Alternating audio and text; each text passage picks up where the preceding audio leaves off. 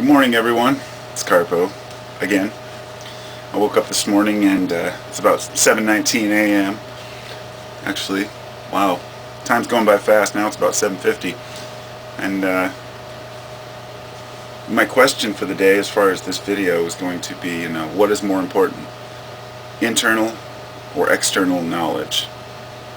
Now, this is a subject that I've decided that I no longer spend very much time defending or arguing about, as far as when a person has a different opinion about what's important to them.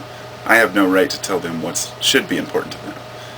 I have no right to tell them, yes, you should be looking deeper within this or this, because I've had many people do that to me. And when they do, I find myself shaking my head saying, you have no idea where I'm at in my life. And this is not for me right now.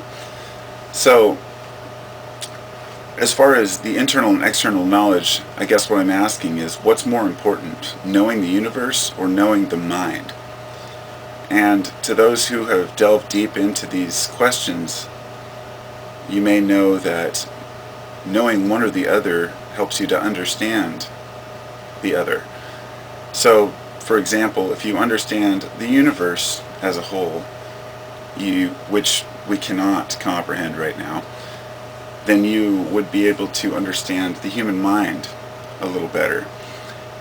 But if you understand the human mind, you are able to understand the universe. And the human mind, at least our individual minds, is all we have as far as what we can work on as people, individuals. So this, I guess this stemmed from a comment this morning. There was a video about space and black holes and stuff that a few months back that I commented on. And the comment I left was, I said that I think we have to get to know our minds before we can understand the universe, basically. In a nutshell, it was a comment saying that I think that we need to spend more time understanding ourselves, and everything else falls into place. And the comment that somebody left this morning was, he said, "Oh no, not this know the self crap again." I mean, that's how his comment started off. And he went on to leave this long comment explaining how there was one part of it at the end that just really summed it up in a nutshell. Let me see if I can find it here, because it was pretty silly, and I really had to think about this. It is right... Well, maybe I won't be able to find it, but that's okay. It's, oh, here we go. Nope. Anyway, sorry. He said, knowing space, understanding space. He said, me and many others find that understanding, space and the universe is far more important than this feel good, know the mind crap, is basically what he was saying. When you're having a discussion with someone like that, not a discussion, but you read a comment, it's very difficult because you know that the person's on a different level, not above or below, just a different level, a different thinking pattern, and that what you were saying is completely going over their head, in the sense that when you're trying to express knowing the self, it's not just saying, know yourself. It's a matter of looking into these ancient cultures, understanding the whole idea of as above, so below, and knowing that when a person understands the microcosm, which is the smaller picture, it helps them to understand the macrocosm, or the larger metaphor that it resembles. And this has become apparent to me over and over. So the more I learn about the little things I do in my mind, and the little things I think, the more I understand about the universe to an extent. But, I'm not going to deny that knowing our immediate solar system and understanding how stars, operate and how the universe formed is important to people. But I think the particular comment or video we're commenting on was talking about black holes. And I think one of my original comments a while back was basically that we don't know what a black hole is, we can't understand it. Why are we spending so much time trying to understand it when we don't even know who we are? And I'm always surprised to hear somebody say something like that guy said, that, knowing the mind is just a waste of time. We need to know the universe. And when I see that, the picture it puts in my mind is that a person is basically saying, I would much rather listen to what other people are telling me about the universe around me than try to get in deep and see it and know it myself. And they may not realize they're doing that, but there is no one scientist that studies all of the universe, is what I'm saying. There's no one scientist that studies black holes and quasars and everything down to the minute surface soil and compounds and different things that are maybe on planets or lives. Every part of that endeavor has a different person involved in it. So we're not just listening to one person tell us about the universe. It's millions of people trying to put together the pieces. And when it comes to the mind, it's the same thing. There are millions of people telling you this is what you should think, and this is the pattern you should think in, and this is what will make you feel good and right. And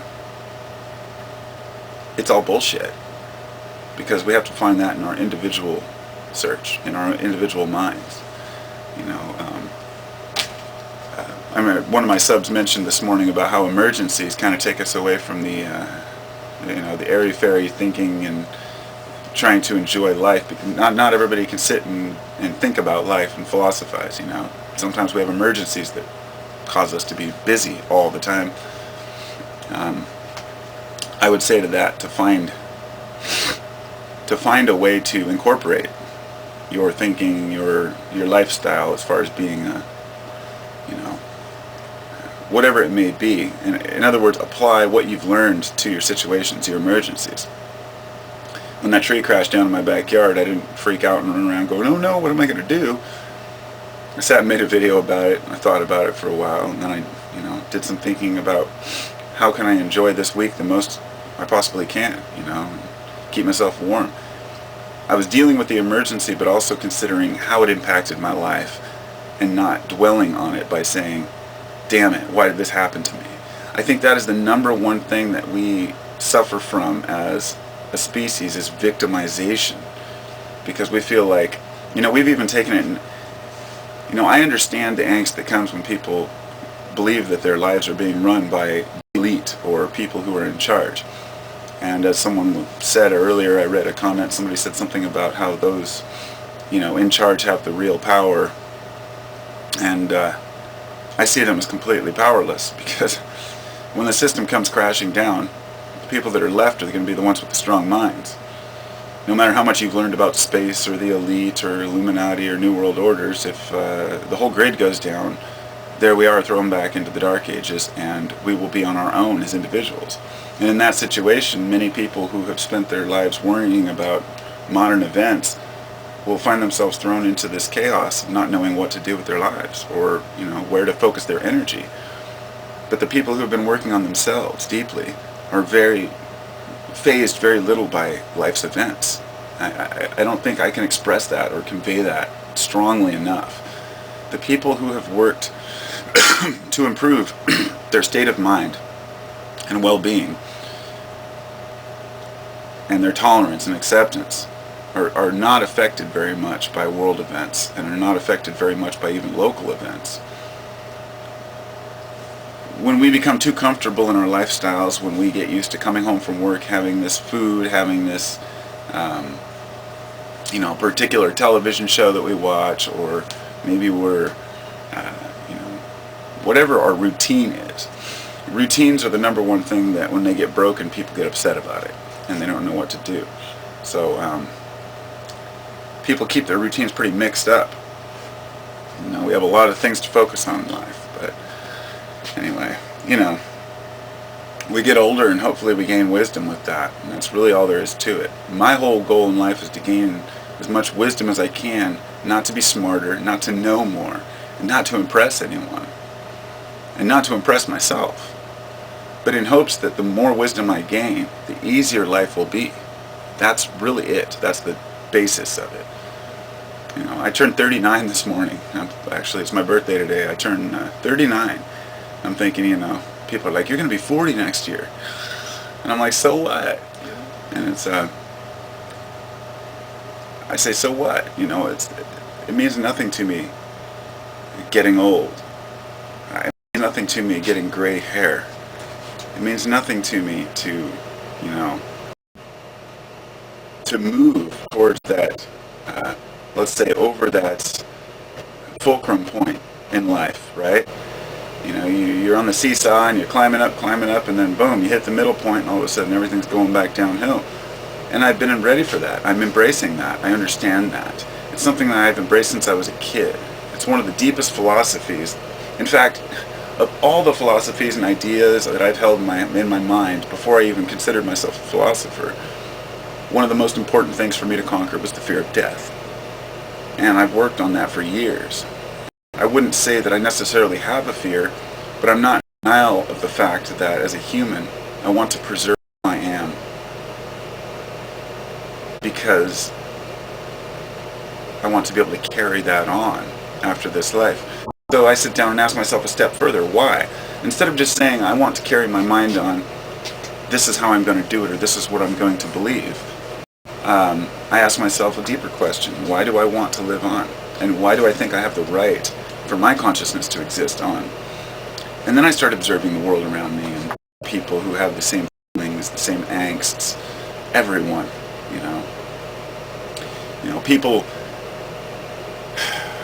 people beat around the bush and pretend like whatever, death, I've conquered death, I'm not worried about it. Even say Christians who believe that they're going to heaven, I'm sure that they still have issues with death. It's one of those things. You may believe that you're going to be saved, you may believe that you're going to heaven, but since you haven't been there, it's kind of like the angst or anticipation of going on a vacation to a place you've never been. What's going to happen? What's it going to be like? What would it be like to live in eternity happily? That kind of stuff. And if you haven't thought that far into it, then maybe it's time you should. That's the way I see it. If, this is the reason why hell is completely, I don't even argue for it. It's ridiculousness. It's because hell to me makes no sense with the way that the universe operates. This is my subjective opinion. All I have to go on is by my gut feeling and what I've researched. And the people who tell me hell exists, all they have to go by is what it says in this one book. So I become very, do I trust myself or trust what the ancients encoded? But after reading deeper, I understood that it wasn't just what I was told. I was told, when I was younger, I was, under the impression that religion was designed to control. That the pure essence of religion, the only reason religion was created was by a bunch of men who wanted to control society. This is what I was told, this is what I learned. And I never became a religious person. But I learned to respect religion and understand that it's not the religion that the men designed to control people. It's that religion was designed as a way for man to understand his world. And then the very few who ran the show, used it as a control weapon by changing, places like the Council of Nicaea, these particular groups that put together these biblical accounts in order to keep everything organized, keep people under control, keep everything in metaphor form so they wouldn't understand it. So yes, there was a degree of control involved in that. But the origins of it were not control-based. It was to understand ourselves.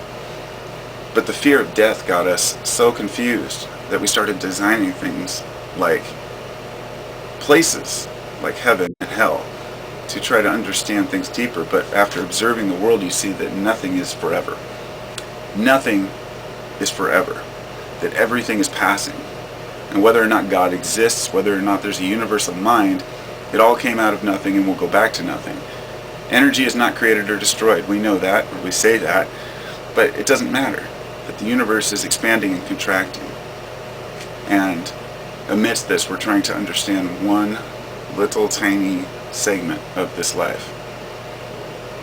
So we create what we think should happen after we die. And then once we start to see that it's all our creations, it's all our mental creations. We basically anthropomorphized everything in this universe, which to an extent can be done because it's above so below, but I guess to wrap it up, I'd say that the mind is the most important thing to me. and I'm not talking about just the brain or intelligence or intellect, but rather understanding yourself. It's a very simple statement. Understanding ourselves as best we can, which means being honest with ourselves, which means understanding why we have the fears we have. And then when the emergency events do happen, they become nothing. It's a welcome, When something happens, bring it on, We'll move on to the next thing, not dwell on the nonsense. Humans are very fickle creatures. And our minds are our strengths and our weakness. We can overthink or underthink. And like everything, there's a balance. You can't sit and read about who you are. But you can't just sit and make up who you are either. You have to live it. And the more we experience, the more we realize how we react. We may think we're very peaceful creatures, and then we get into a situation where somebody makes us mad and we get violent, because we haven't been in a situation like that in a long time. We're very defensive. I tried to conquer my ego for years, but I'll still find my arrogance come out in a comment when I'm replying to somebody, just because you can't help it sometimes. But I'm aware of it, and I know when I do it, and I do admit and I apologize to people if I make a mistake. And that's really all we can do, because we are all learning together. And no matter how people want to separate themselves from those who have other opinions, ultimately they're your neighbors. And independence never got animals anywhere in the animal kingdom, and sure as hell isn't going to get us anywhere as humans either. It's a matter of social structure and understanding each other. My view is I think we've come a long way, and I think we're doing pretty damn good, but we've been given this plate of so much stuff to deal with at once with all the technological revolution. Now everybody's just staring down at their phones all day, and it's frustrating everyone. We've lost communication. We've lost that essence. Dinner with the family, bonding. It's like we're just trying to rush through and get everything done. I just don't understand it.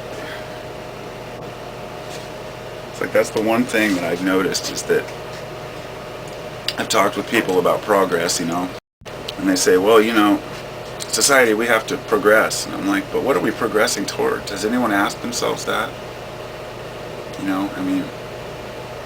What is it that we want to progress towards? Because when I look around, I don't see us coming any more closer to understanding anything. Although it does seem that there are little bits and pieces that are starting to come together.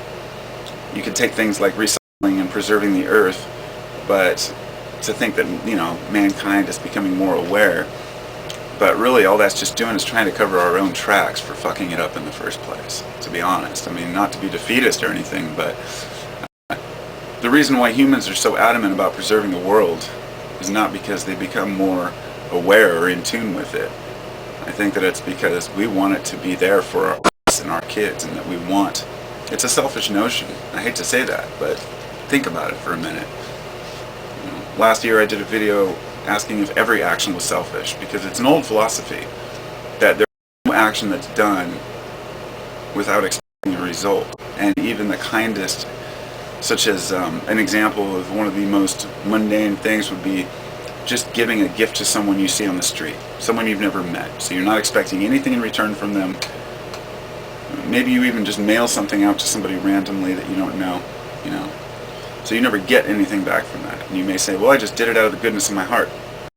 But by doing that, it makes you feel good inside.